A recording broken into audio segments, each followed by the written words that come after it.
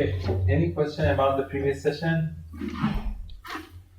Today we want to continue our discussion about score matching. As you may remember, we have a network, we have a model. This model can be any neural network, for example, CNN, RNN, transformer.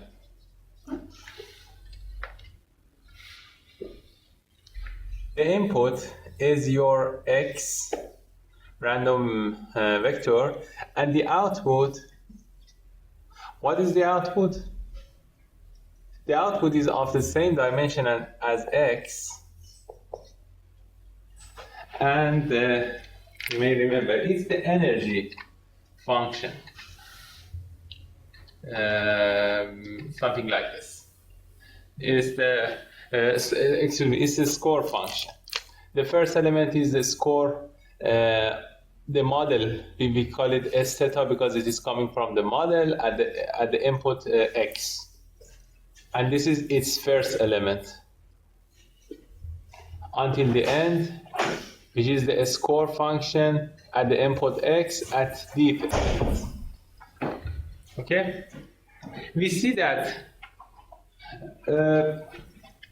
the score function, if you have the score function of a distribution, then it is equivalent, in theory, it is equivalent to having the distribution itself, the PDF itself. So, if we care about this, we can also talk about the score function. So, they are equivalent, we can replace them. So now we are focused on, instead of having something like this, which represent the likelihood of the data, we want to use the score function. What is the trade-off? The trade-off is that when using with the score function, you do not need to care about the normalizing, the partition function, z theta. Why we do not need to care about this part when working with the score function? Because we take a gradient with respect to x, and this value is independent of x. It is a function of just model parameters. So it's fade out, and you do not need to care about the z theta. But what is the disadvantage of working with s theta in comparison to p theta? P theta is of dimension 1, s theta is of dimension d. So it is higher dimensional vector. Okay? So as a result, now we want to continue using s theta, and if you have the access to s theta, what happens? How you can use it for example, a task like generation? How we can use s theta? We know how we can use the different formula modeling of p theta to generation, for example, in autoregressive models in VAE. But how we can use s theta to generate samples? Assume that I give you the s theta of a distribution of, for example, MNIST images. How you can generate the MNIST image for me using this s theta? What? You have some algorithms. Yeah, and those algorithms were, for example, what was the name of those algorithms? Yeah, the Markov chain Monte Carlo algorithms can provide you with samples just with access to the score function. You can give the score function to one of those algorithms, and then it generates samples from the corresponding distribution, and it is the target of sampling. Okay, so we understand that score function is a great option, especially when you just need to sample from your distribution. Okay, now we should update everything. Previously we talked about the distance between two distributions. Now we should talk about the distance between two score functions, and we start with the definition of loss of explicit score matching. What is the loss of explicit score matching? This is a trivial option to be used here. We know that a trivial option is to calculate the expectation over samples coming from true data distribution of this difference, 1 over 2 here. What is the distance? Distance is the score function that your model give to input x minus the score function that the true data distribution give to the input sample x. This can be a trivial distance metric for learning score function.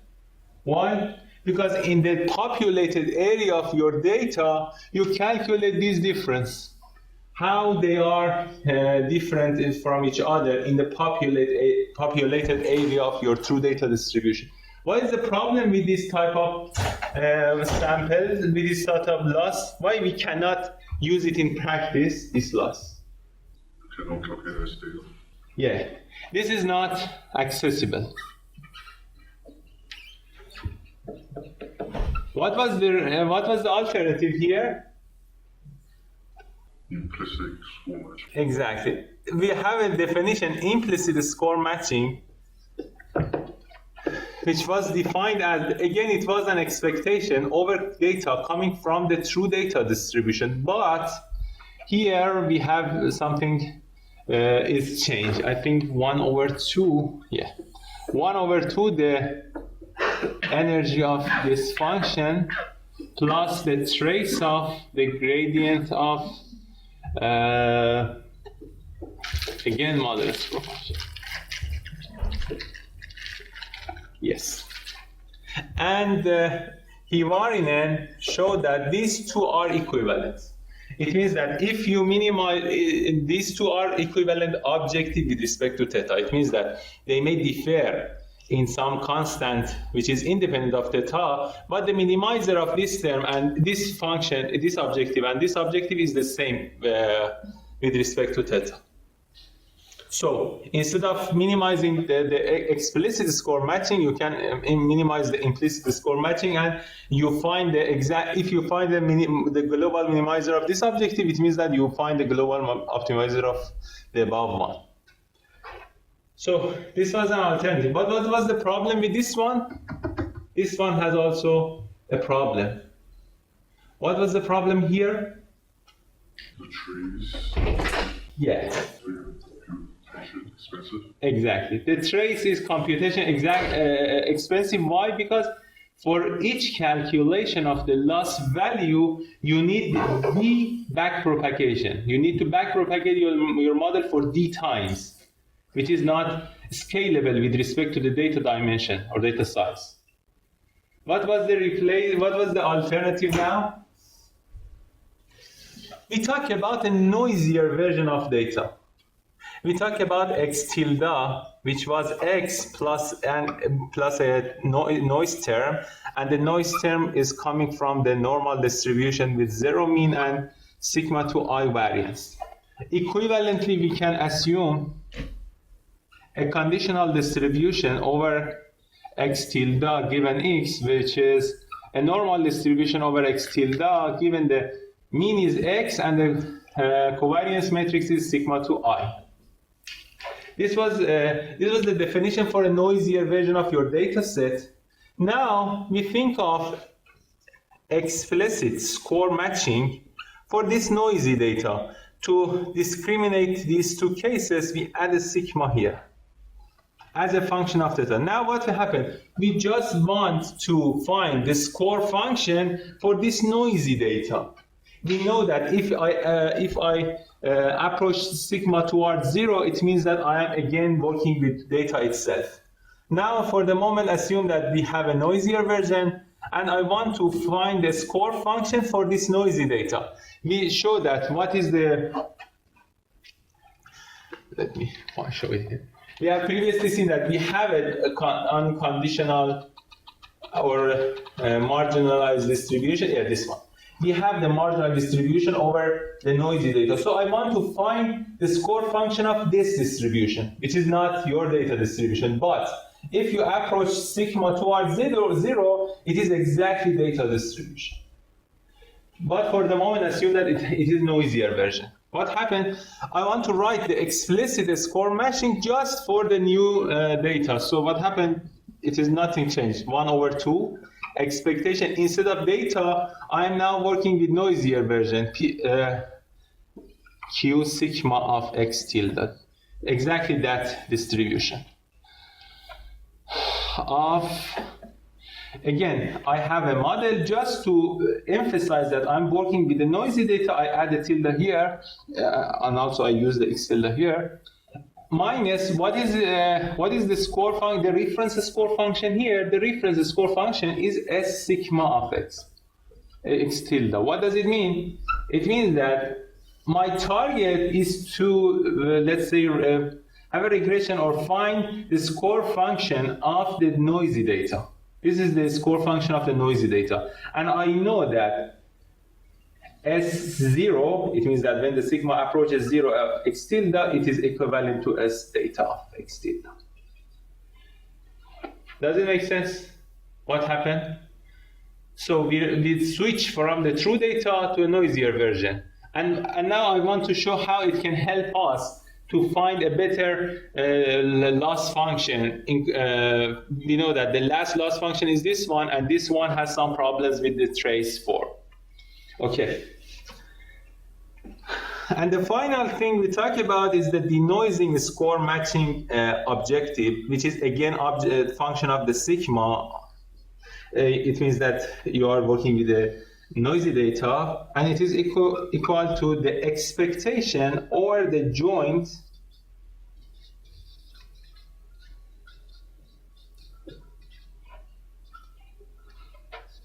of what?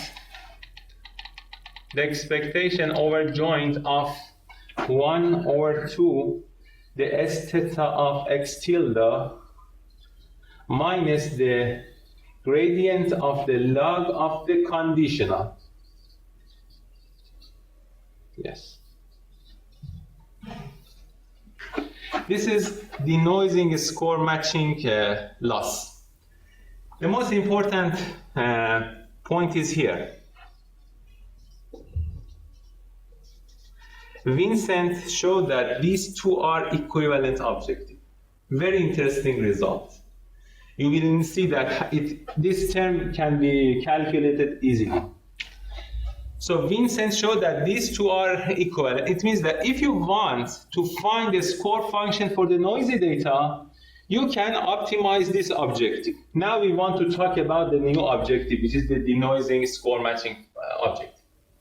Everything is clear till now, and we will continue with this expectation.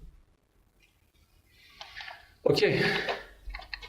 So this is the result of Vincent. Vincent showed that these two are equivalent. This is the definition. Exactly these two ones. Now let's think of this the gradient with respect to x of the logarithm of this. This is conditional. This is the condition. This conditional. What happened? We know that the conditional. We know that the Q sigma of X tilde given X is a normal distribution over X tilde with mean X and covariance matrix sigma to I. I just replaced the definition of the normal distribution here. And now I want to, this is just the definition of the conditional, sorry. This is just this normal distribution. This is exactly.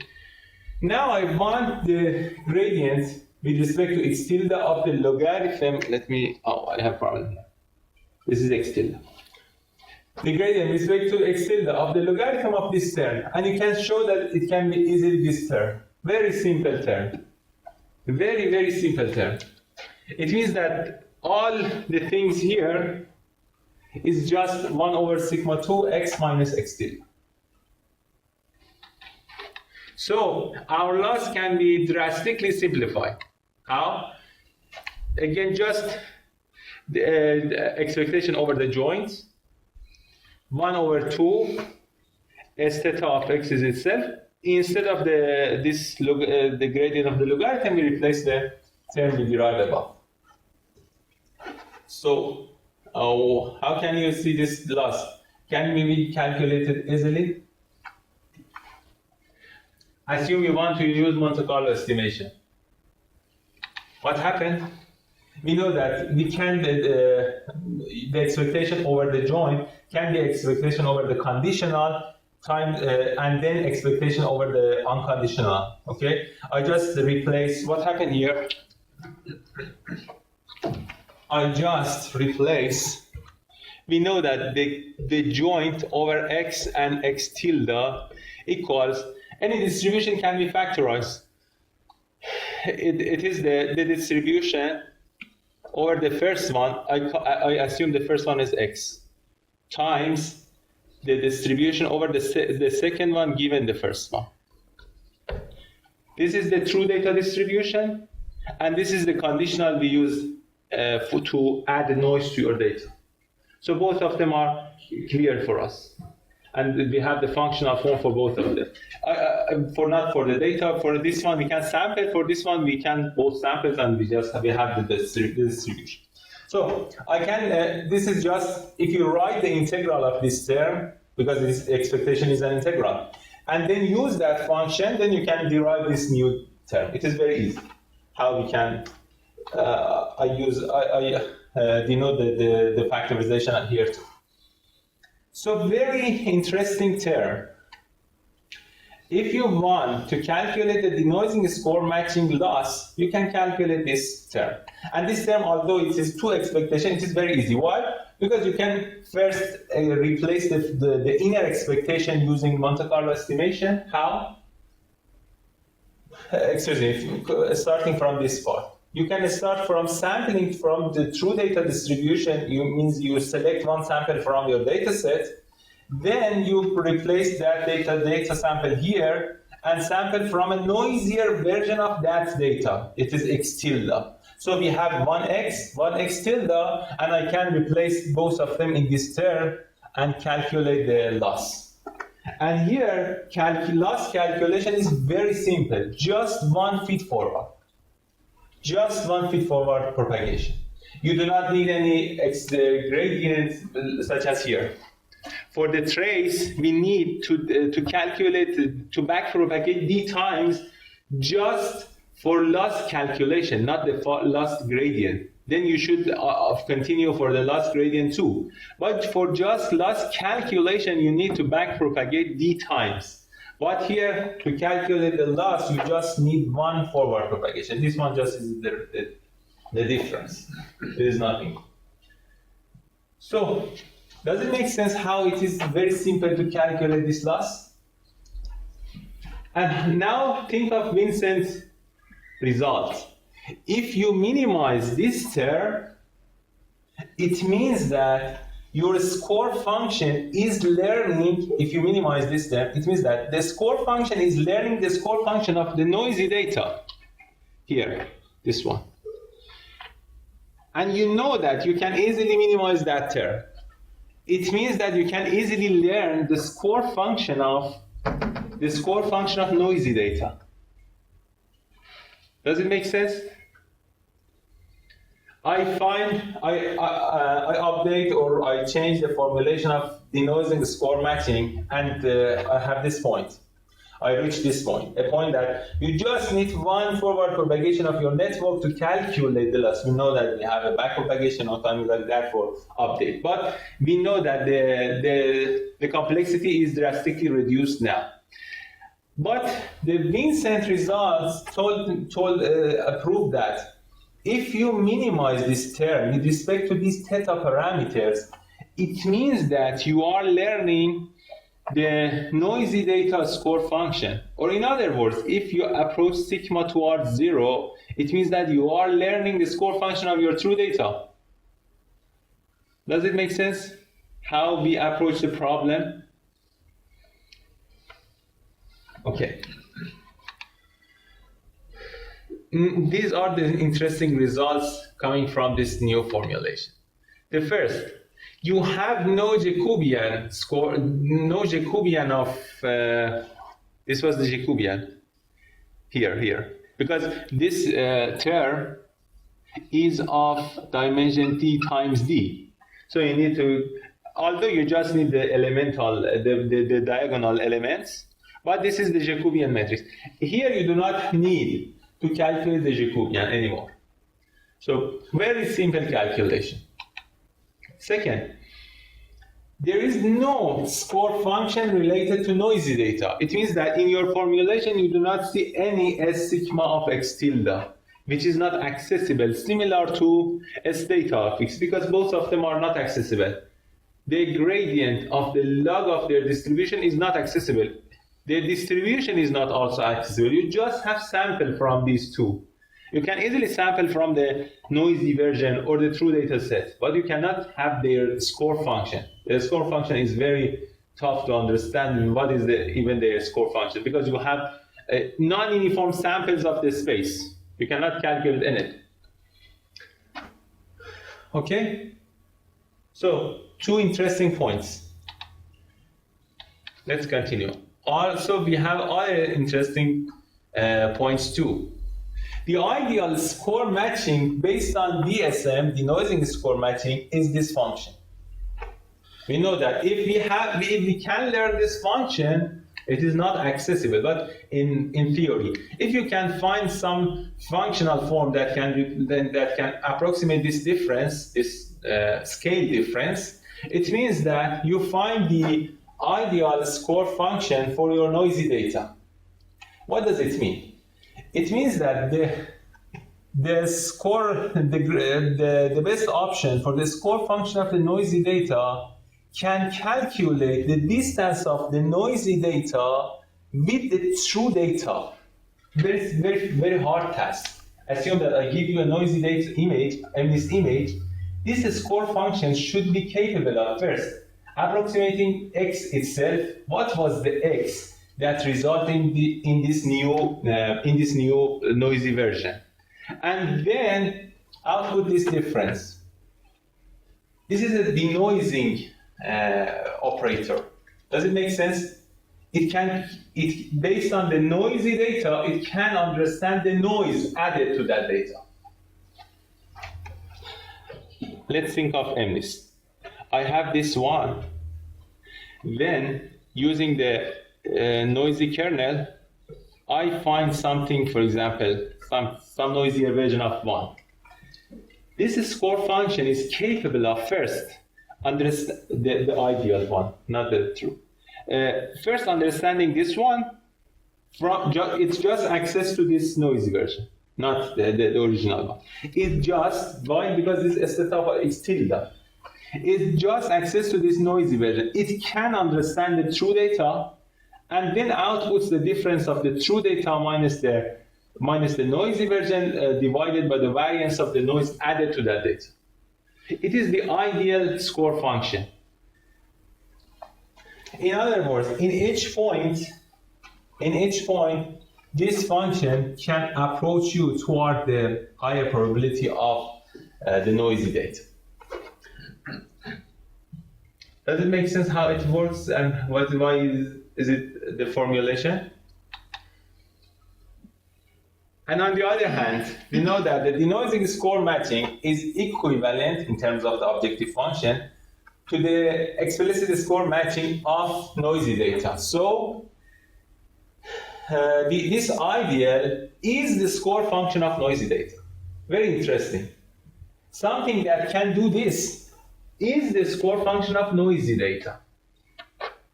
It means that assume the noisy data cloud, then in each point, if you can calculate it and take one step toward that direction, you are increasing your probability in the noisy data distribution. Why? Because the score function shows you the direction of increasing probability.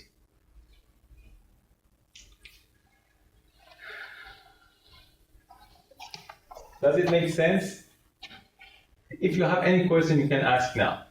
Any ambiguity problem here? Because we want to build diffusion models based on this idea. And we continue this topic for the next presentation. Everything is clear? Yes.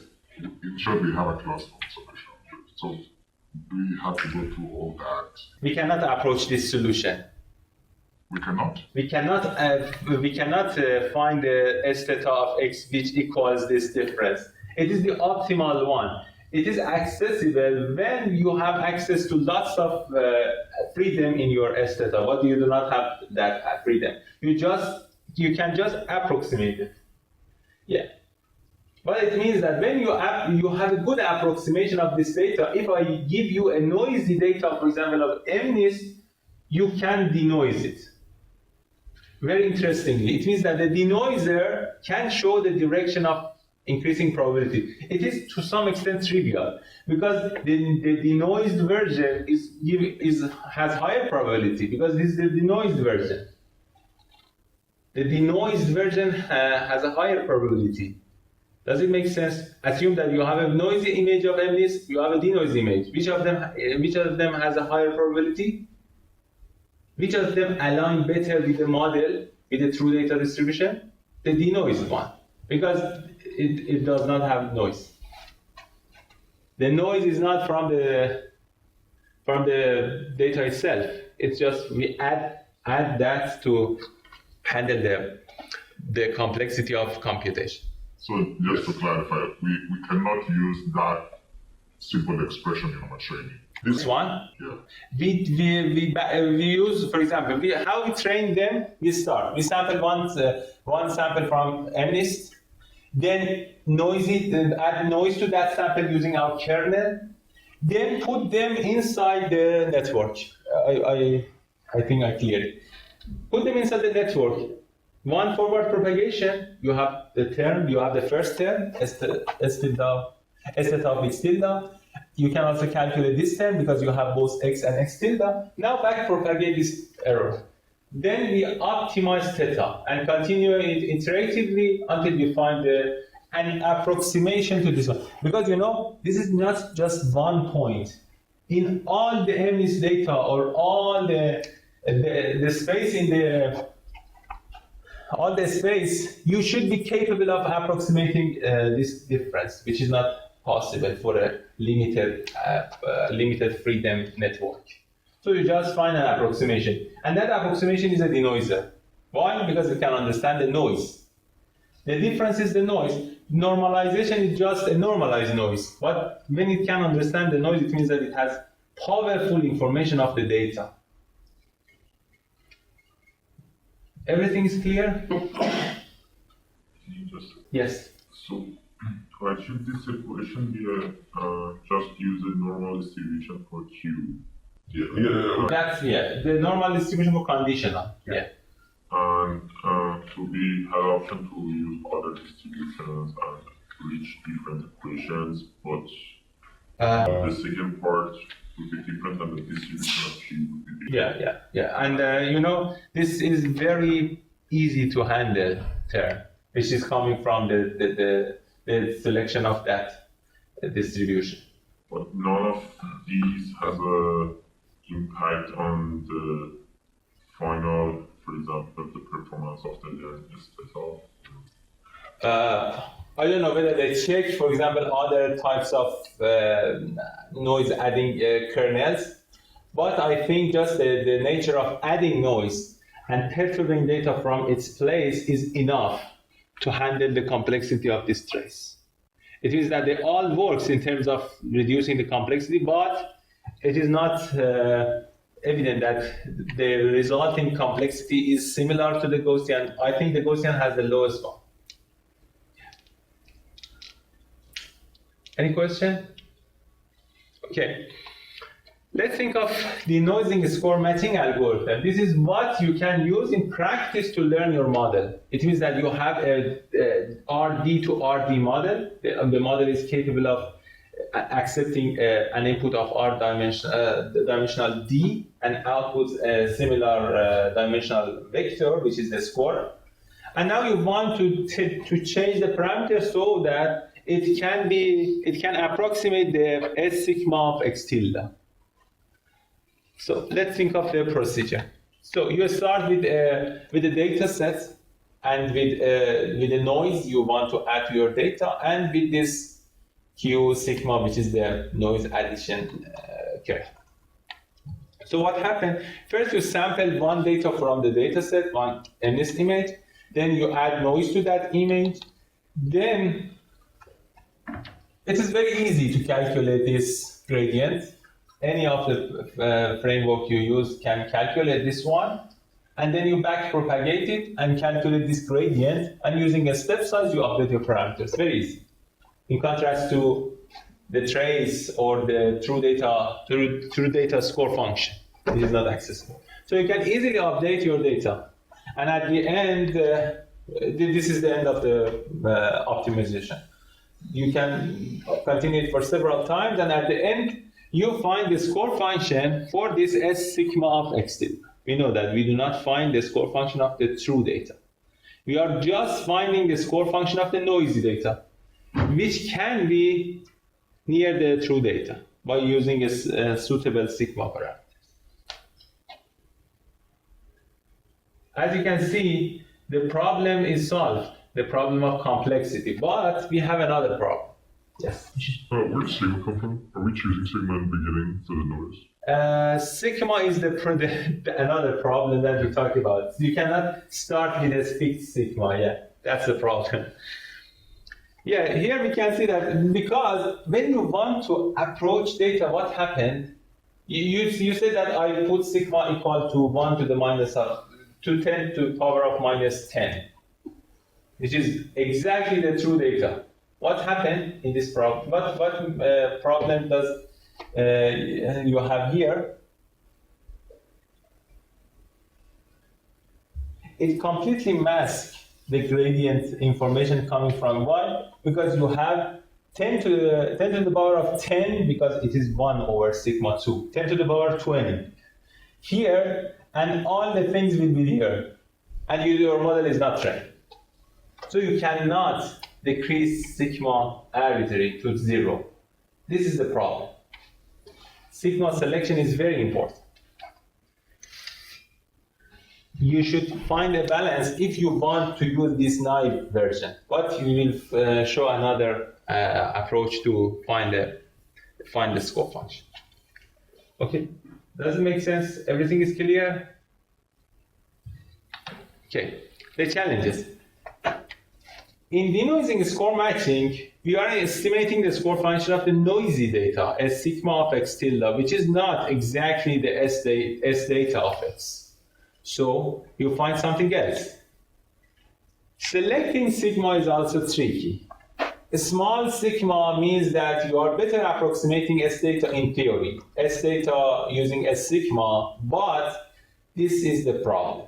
1 over sigma 2, when the sigma is very small, is a very large number, and as a result, it can fade the information coming from the model score function, as we talked about before. And if you select a large sigma, what happens? It means that you are making your distance from the true data distribution higher and higher. And it means that you do not find the true data distribution score function in practice, and it cannot be used for downstream tasks. So this is the problem. So we find we talked about one approach to solve the trace problem, which was the denoising score matching loss. Now we want to talk about another approach to solve this trace problem.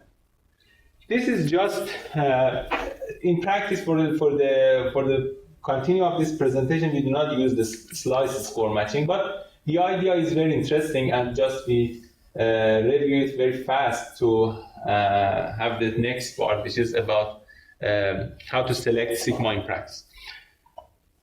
Okay, again, we have an implicit score matching. The problem here was the trace. Just put aside the noise. We do not want to use the noisy data. We just want to focus on data itself. And now we want to show another approach that we can solve the trace problem. The very problem was this trace, which needs d backpropagation just to calculate the loss. Okay? This difficulty arises because we are comparing two vectors of dimension d. What happened if we, instead of comparing two vectors, we compare two scalars in each step? Instead of comparing two vectors, compare two scalars. This is the idea in sliced score matching. So what Song et al. Proposed to use the expected Fisher divergence along a random direction V as the slice score matching loss. What happened? They said that the problem of trace is coming from the fact that you are comparing two d-dimensional vectors. If we select a random direction for projection, these are vectors, okay? S theta and S theta are vectors. If we select just one direction and then compare them along that direction, what happened? Can we solve the problem of complexity in that case or not? This is how we can solve it. So they propose this explicit slice score matching. What happened? In the original one, we compared all the d-dimensional space here, but they select a random direction. This is a random direction. You can use, for example, a theta, and then the cosine of that theta give you, for example, a direction. Very easy, you can select a random direction for projection. In each step, they select a random projection, and then along that direction, they compare these two values. If they are equal, it means that in all directions they are equal. Does it make sense? I have a visualization of this idea. Let's see the visualization first. Let's see the visual here. Assume that these classes are data samples. What happened in a score matching? In a score matching, you sample one data from the true data distribution, and then here, you sample one data from data distribution. It means that one of these. Then you compare the score function in that point. This is the data. This is the score function of the model. This is the score function of the data. Just to compare them and then update your parameters so that they are equal. They approach each other in terms of both direction and amplitude.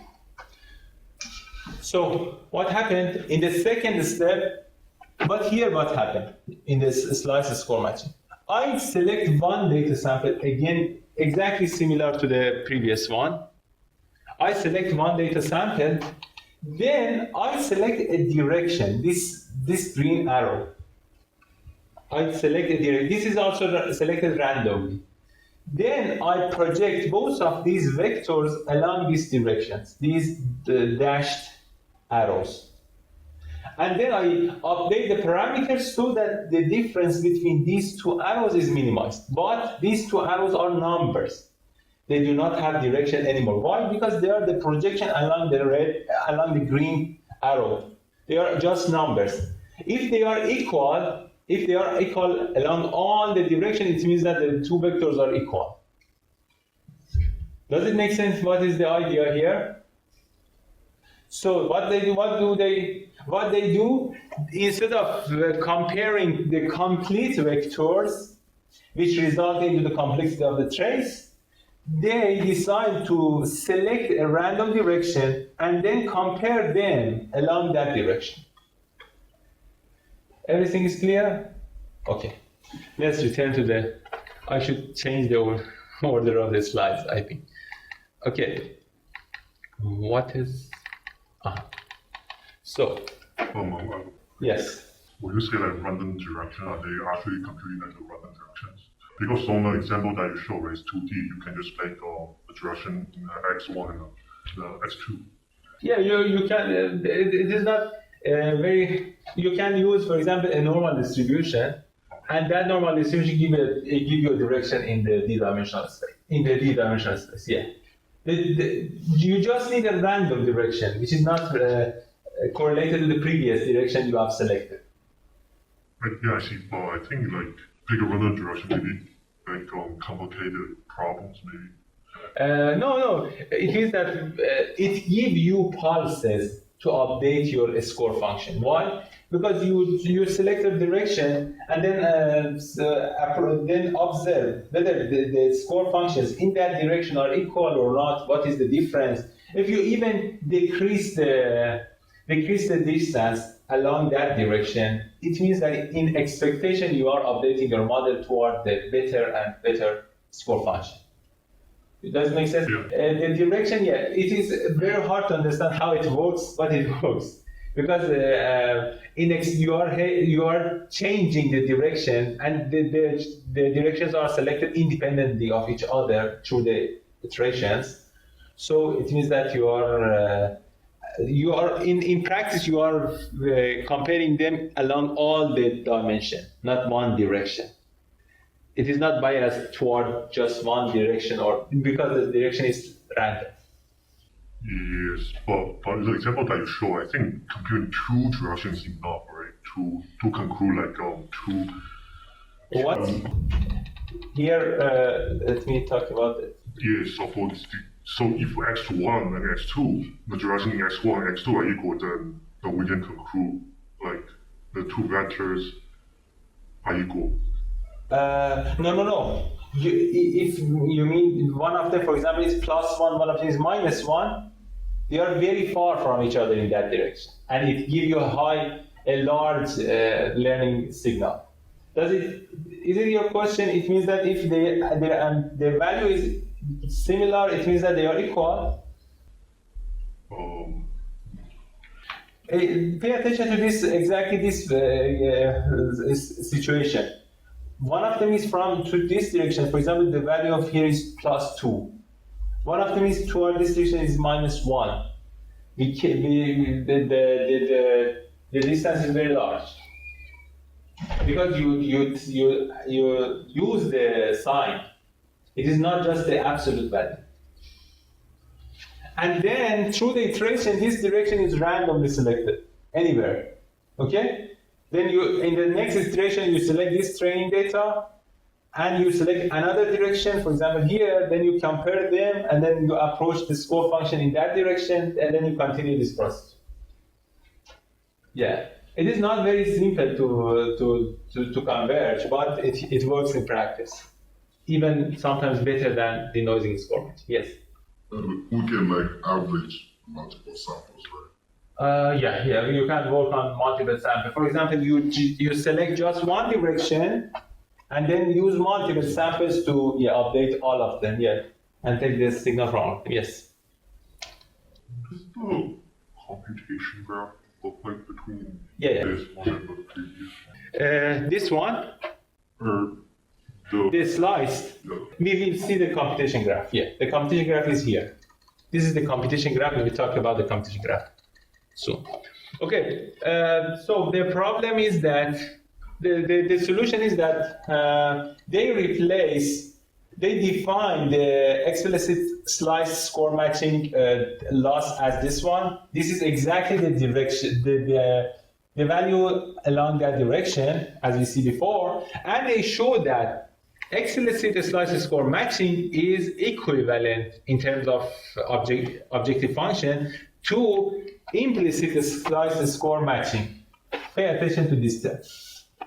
Again, we have two losses that are equivalent. We know that this is not usable because you do not have S data.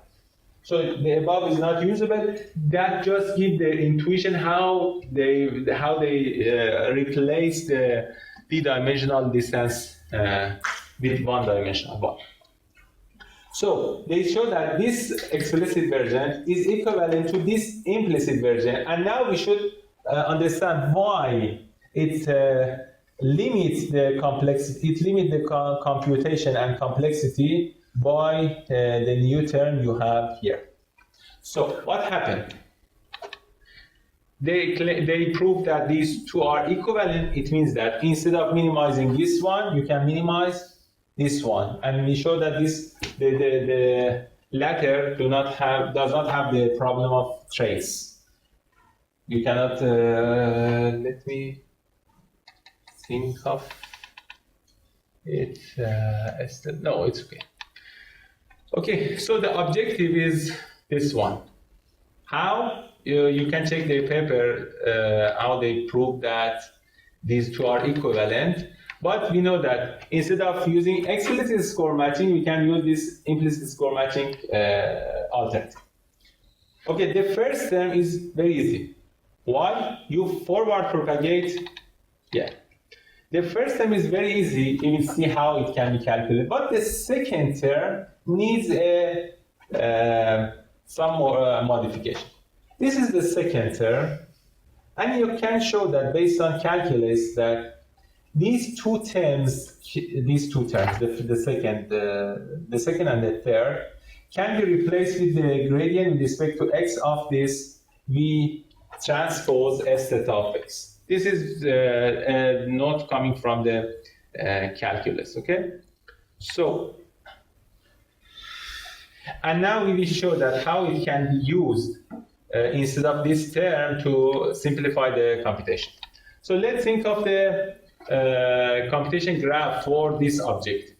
Now we want to focus on the first objective. It is very easy. You just forward propagate your x through your model. You have the elements of your score function. Then you want to calculate the inner product of v and s theta. So you calculate the inner product, and then you just make it to the power of 2, and this is the result. So the computation for the first term is very simple. Okay? The first term. About the second term. The second term, I should write it here because you need to. What was the second term? We want to use this formulation, okay? And we know that they are equivalent. V transpose times the gradient with respect to x of V transpose S theta of x. This is what we need, okay?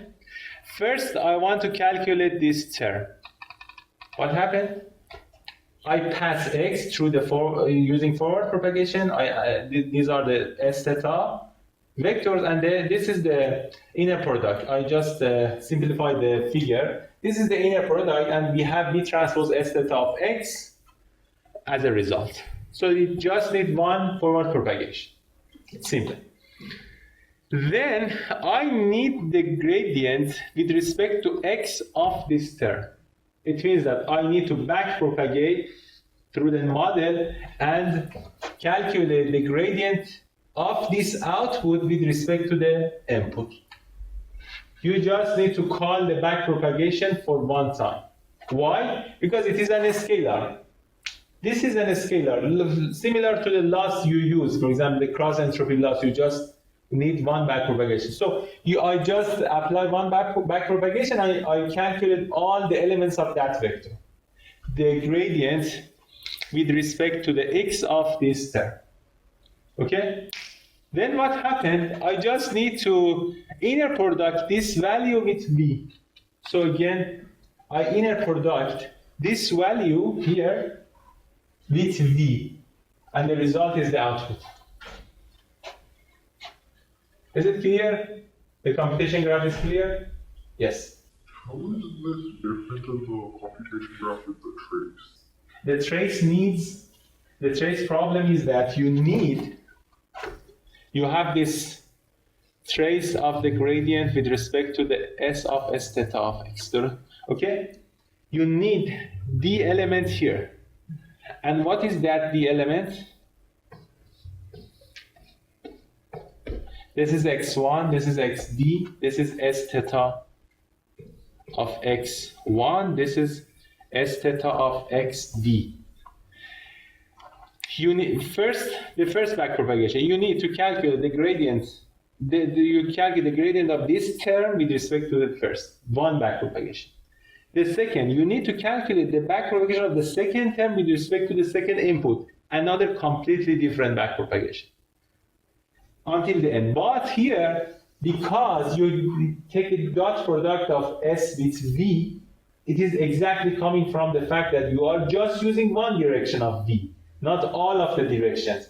So you need just one back propagation. You need just back propagate this value in the network. Very simple. I'm confused about if, because in the when you make a computation graph, is it that the section where the neural network is the beginning or the outputs and the inputs, aren't you running through that in both of them? Or, That means the gradient that you need to update your parameters after this. Because this is just calculating the loss. Nothing. You take the gradient, but it is just for the loss, not for the update. Then you need to take the gradient of this loss with respect to the parameter. Yeah, this is totally different. I do not talk about the gradient, how you can calculate the gradient. The gradient is easy, but we do not talk about it here. We just want to know whether the loss itself is easy to calculate or not. Because if the loss is easy to calculate, then you can run the backpropagation on top of that to calculate the parameter derivative. I'm just confused about, so in both of these examples, you have the network that you're doing some propagation through. And then in both examples, there are D things going through the network when you're propagating each way. Yes. So I'm confused about where the extra, or why the trace computation is more when both examples are the network combined. Yeah. About the previous item, here you have D terms, D scalars. You have D different scalars to backpropagate. Okay? You need the gradient of this one to backpropagate completely. You have a complete backpropagation. Okay? Then the second one is completely different. For example, assume that you use two losses to train your network. Then each of them needs its own backpropagation to update the gradient of the parameters. Assume that you want to update your parameters using both KL divergence and also mean square error.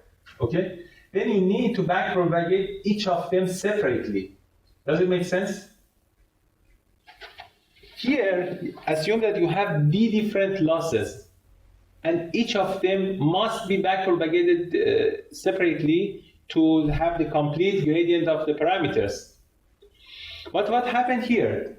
Here, because of the direction, you, let's say, gather everything inside one loss. It means that to some extent you are, for example, weighting those losses and create a new loss. In that case, you just need one backpropagation because the new loss is a linear function of those all losses, and then you need to update just this loss because previously you gathered them together in one loss. Here is exactly the same. Because of the direction you selected, you gather all of these backpropagations needed into one loss, something like loss, and then you just one backpropagation. It backpropagates through all of them. And then everything here is the result of the gradient of this term with respect to the input. But in the previous case, you need each of them separately because you do not merge them together. You are comparing D-dimensional separately. Does it make sense? You are comparing each dimension separately, S theta and S theta. It has D dimension. Each of them is compared separately. So each of them gives a backpropagation. We know that one direction needs one backpropagation. D dimension needs D backpropagation. Okay, any question? So, we find the computation graph, and you know that even you have this graph, you can easily backpropagate. I know that you need backpropagation on top of these calculations to update to find the gradient of the parameters. And this is the final algorithm. Very simple. Instead of sampling from noisier version of data, you sample from a distribution, and this can be easily a normal distribution. A normal distribution with variance, and just you may need to normalize V, but it is not even needed because the amplitude is used to project both of the vectors, and it is in both of them, not in both. So you take the gradient of this term, and we know that how you can calculate this value. And because you can easily calculate it, you can easily take the gradient and then update your parameters to learn the model. And this is the end. Just the replacement is that in the previous part you add noise, here you add a direction, and along that direction you just compare them. And this is the visualization we talked about. Now, this is the last part of the score matching presentation, and this wants to deal with the problem of selecting sigma, because at the end of the both of the slice score matching and denoising score matching can be used to train the model score functions. Okay, they can be used, but especially for the case of the denoising score matching, we see that the sigma value is very tricky to select.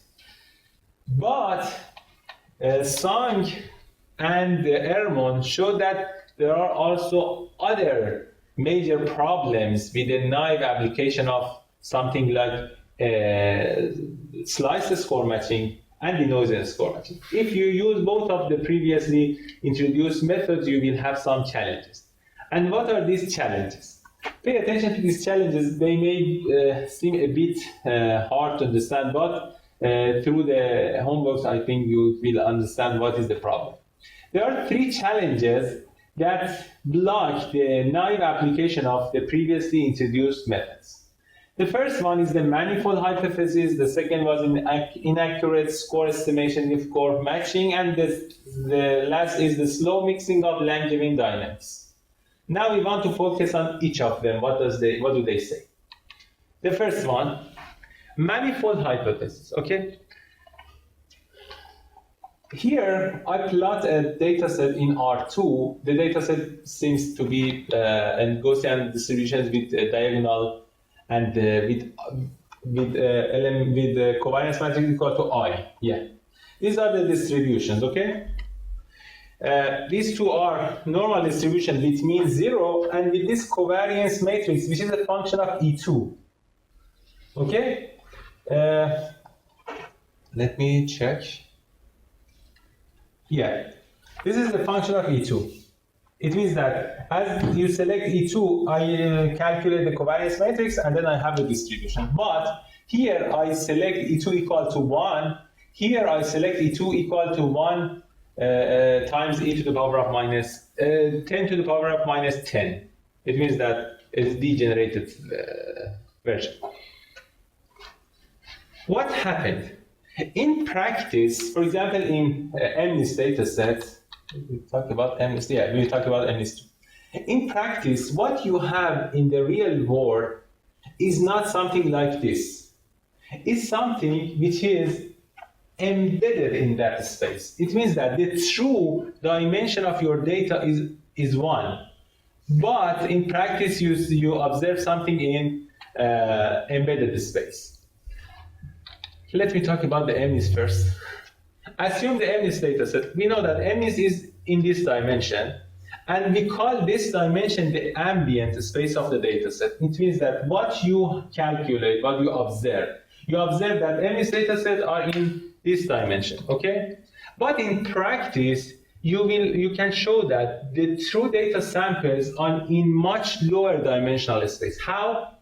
Do you work with PCA, Principal Component Analysis? You can easily show that if you reduce the dimension of MNIST to, for example, to 500, then you will almost lose nothing. Do you test it? You can test it. If you reduce the dimension to for example, even 400 or 300, you lose nothing. What does it mean? It means that the true data dimension is not 784. The true is much lower than that number. Does it make sense? So what happened in practice when you have something like this? This is exactly similar. It means that the data is in 2 dimensions, but its real dimension is 1. So what happens when data which is 1-dimensional is embedded in the 2-dimensional ambient? The result is this problem. What is this problem? It shows that when you are not on the manifold of data, it means that the places that the data is very low probability, you have very large score functions. Why? Remember the first image I show you about the score function. Let me clear this part. What was that figure? That was a Gaussian mixture something like this. We see that near this point, you have very small arrows pointing to the position of the peak. But what happened here? What do you think? How is the arrow here? The arrow is again pointing to the peak. What very large. The amplitude is very large. In practice and in high dimension, what happened? In the points which are not near to that peak, you have something like this amplitude. And this is the problem, because you want the model to approximate this value, and that model is not working because it must share its capacity along all the point of the space. And also this point is not usable, because if you are at this point, you are very far from what is in practice. So if you put all your energy to approximate this value very well, you may lose the peak value. This is the first problem, hypothesis, manifold hypothesis. It is evident here that if in practice the dimension of the data is 2 and it is embedded in 2 dimensions, everything is very well. The amplitude of the score function is very acceptable and everything is good. But when it is 1 dimension and it is embedded in 2 dimensions, you have some places like this. If you are on the manifold, you see these 2 numbers. If you are on the manifold, again, everything is okay. But if you are off the manifold, you have severe problems, because you should estimate something very large like that. So, does it make sense? What is the hypothesis? What is the manifold hypothesis? Yes. So in the right picture, you're embedding the 1-dimensional to the 2-dimensional. Yes. Why? This is what happened in practice. Remember the example of MNIST. MNIST is 784. It is embedded in 784, but the true dimension is about maybe 400, 200. This is the simple equivalence. 1-dimensional in 2-dimensional. And this green line that shows the density of the data. Green line? No, Yeah. that's the data samples. The data samples. Yeah. So what does it mean that they are in one line? It means that they are 1-dimensional. It means that they do not have any scattering along another directions. It means that there is a one direction that you can capture almost all the information of the dataset. And that direction is this direction. It means that if you have a v vector in this direction and project your data in that direction, everything will be preserved and no information loss. So 1-dimensional, as I know, means that only have like one x1 or x2. This is similar, you know. If I project if I project it along that v direction, assume that this is data sample, okay? Assume that I have this v direction here. Then I project everything along that direction. Then you have a scalar for each data point. As you said, it is just one. You know, MNIST is not, MNIST, all the samples of MNIST have the dimensions 784. So you cannot say that it is 500 dimensional. But what happened that you claim that it can be 500, you can use PCA, you can decrease its dimension, and then replace each MNIST vector with a 500 dimensional vector. And that's the representative of the original data. Then you can use the PCA inverse to reconstruct. This is exactly the same. Okay, so we can talk about it. Okay, everything is clear. Yes. So what if we just clip the magnitude? Like we just set magnitude only be up until like 1e plus 1 or something. Yeah, there is another problem. You know, generally the user starts in a random point. You want to sample from this model, okay? The user starts from a random point. Maybe he starts from this point. If he starts from this point, you should be capable to transfer it. And clipping is not an idea.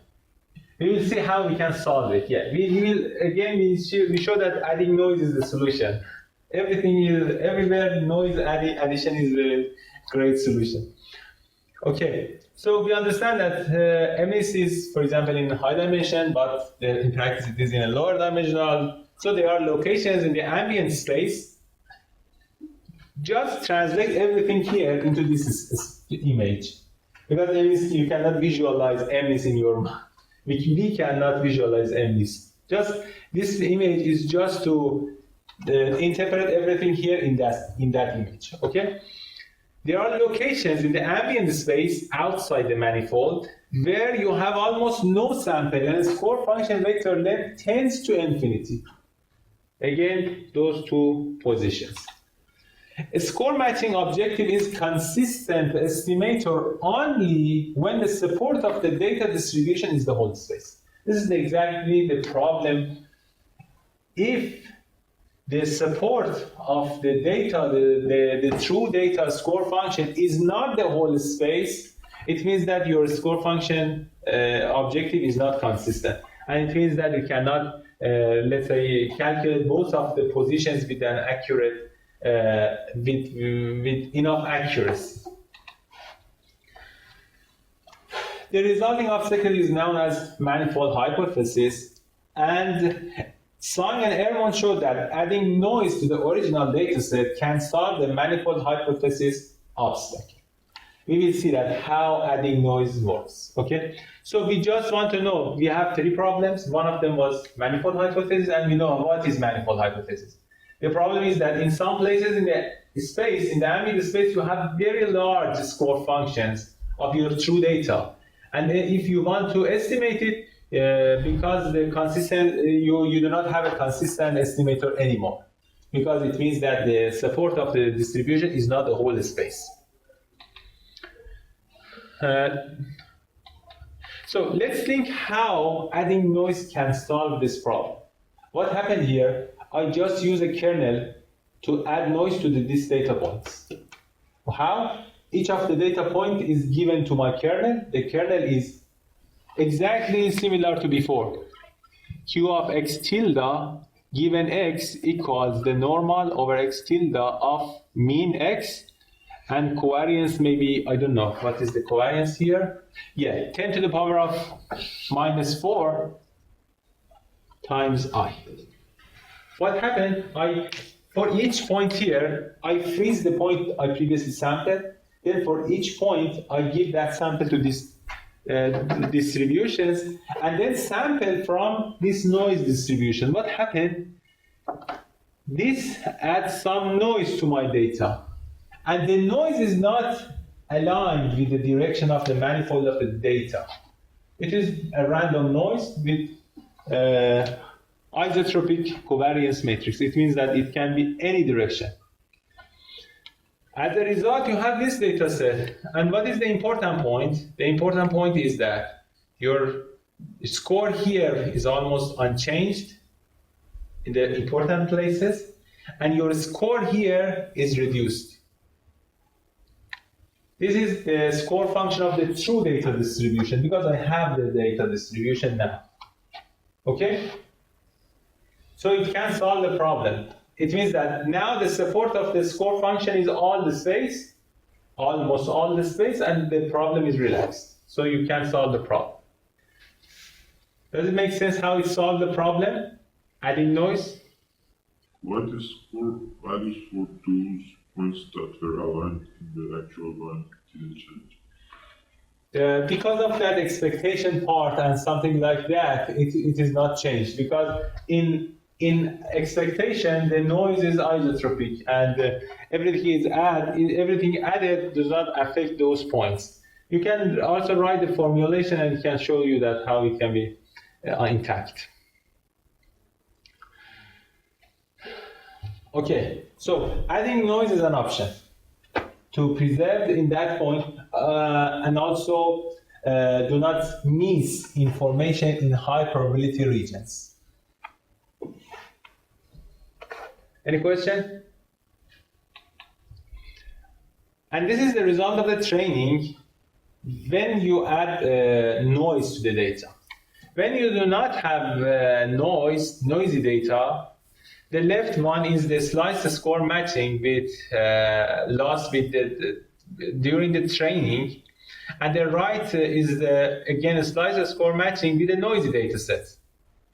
And exactly, maybe they use this. Maybe I copied from the previous part. You can check it with whether this is correct or not. They add noise to the data, and you can see that while here you do not have the loss does not have a direction of decrease, but here you can easily see the decrease in the loss function for the data set with added noise. Okay? Yes. Before you mentioned the slice score matching, the approach was like using the samples from the noisy data set. Yes. So why not using that instead of injecting noise to the data set and using the slice score matching? Yeah. That's exactly we can claim about this model. Even Sang and Ermon in this paper, they finally, because at the end of this paper, they propose a new formulation. It is a noise condition score matching. This is the final method. Even through that paper, they claim that both slice score matching and denoising score matching can be the core of score matching, because at the final algorithms, you start to use score matching for several value of sigma, decreasing value of sigma, starting from a very noisy data and reducing the data and updating your score function. It means that you start with a very noisy data set, and the support of that score function is all the space. You do not have the problem of the manifold hypothesis, and then you start to decrease the sigma value. Each of them can be trained using slice score matching or denoising score matching. Both of them works. But the problem, but they finally also suggest that slice score matching, they use the denoising score matching. It means that although the slice score matching is their own method, but they use the denoising score matching as an alternative. Yeah, the note that you talked about is applied in this point, because you can use the denoising score matching and it works. Yeah, but the problem is that you cannot know what is the best value of sigma. But in the noise condition, you will find how you can decrease sigma so that you can better understand your data set. The second problem is inaccurate score estimation with a score matching. It means that if you use naive score matching, for example, both of denoising score matching and sliced score matching, you have problem like this. This is S data because you use, for example, they use a mixture of Gaussian. You can see this is one component, this is the other one. They use a mixture of Gaussian. They can analytically calculate their S data. Here, maybe they use slice score matching, or maybe they use the denoising version of S theta after training. As you can see here, in these two blocks, red blocks, everything is ideal. It means that these are arrows, and we know that when we approach the peak, the arrows are, the dimension is, the length is decreased, and in all points, the direction of the arrow is toward the peak. The peak is here. Almost all the arrows are pointing to the peak directions. This is the property of the score function. But pay attention to these points. They're completely different. It means that the naive application of a score matching, both of them, cannot retrieve the score functions in low density regions. This is a bit different from the manifold hypothesis. Manifold hypothesis means that you do not have any data there, but this claim is that even you have low probability regions, in those regions you must be aware of your score function, and your score function may not work perfectly in those regions, as you can see here. They use, for example, a slice score matching, and the result is this network. And you can see that it is not working. Okay. While both ambient and data spaces are true, but we have high estimation accuracy in high probability regions and low estimation accuracy in low probability regions.